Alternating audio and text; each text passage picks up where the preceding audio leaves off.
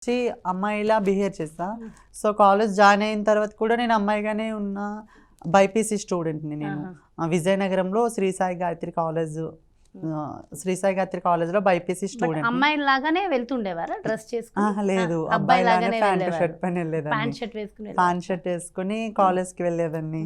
So మాది BiPC అంటే అమ్మాయిలు అబ్బాయిలు మిక్సింగ్ ఉంటారు కదా. సో నేను అందుకోసం బైపీసీ తీసుకొని సో నా స్టడీని కంప్లీట్ చేస్తూ ఫస్ట్ ఇయర్ అయిపోయింది. సెకండ్ ఇయర్స్లో ఇంకా కొంచెం మూవ్ ఆన్ అయిపోయిన అమ్మాయిలతో మంచిగా ఉండడం చేయడం. ఒకరోజు నేను వాష్రూమ్కి వెళ్ళిపోయాను, అమ్మాయిల వాష్రూమ్కి వెళ్ళి ఫస్ట్ ఫ్లోర్. సో మా ప్రిన్సిపల్ సీసీటీవీలో చూసి పేరెంట్స్ని పిలిచి శుభ్రంగా కొట్టేశారు. సో కొట్టిన తర్వాత సో చాలా విపరీతంగా కొట్టేశారు. అది ఈవినింగ్లో చాలా కొట్టేశారు మా ప్రిన్సిపల్ అని. సో కొట్టేసి మా పేరెంట్స్కి కాల్ చేసి ఇలా అంటే మా మమ్మీ డాడీని రేపు తీసుకున్నా అంటే మా మమ్మీ వాళ్ళని తీసుకొచ్చాను. వెళ్ళిన తర్వాత ఇలా చెప్పారు, మీ అబ్బాయి ఇలా చేశాడు అది ఇదని అంటే, వాడు చిన్నప్పటి నుంచి అట్టనే చేస్తాడని మా మమ్మీ అనేది.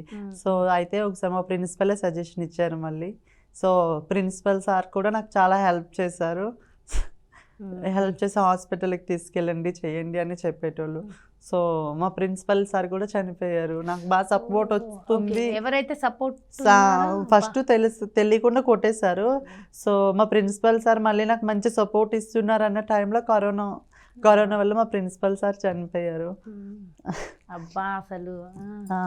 సో ఇంటర్ కంప్లీట్ అయిపోయింది అలా. బాధపడకండి. సో ఇంటర్ కంప్లీట్ అయిపోయిన తర్వాత NEET 1 year long term coaching తీసుకున్నా. నీట్లో కూడా 58% వచ్చింది. ఇంకా సీట్ రావడం కష్టం. మా మమ్మీ నన్ను ముగ్గురిని చదివిస్తుంది, మా అక్కని మా అన్నయ్యని నన్ను. సో ఇంకా చదివించడం కష్టం కాబట్టి ఇంకా అలానే వదిలేసి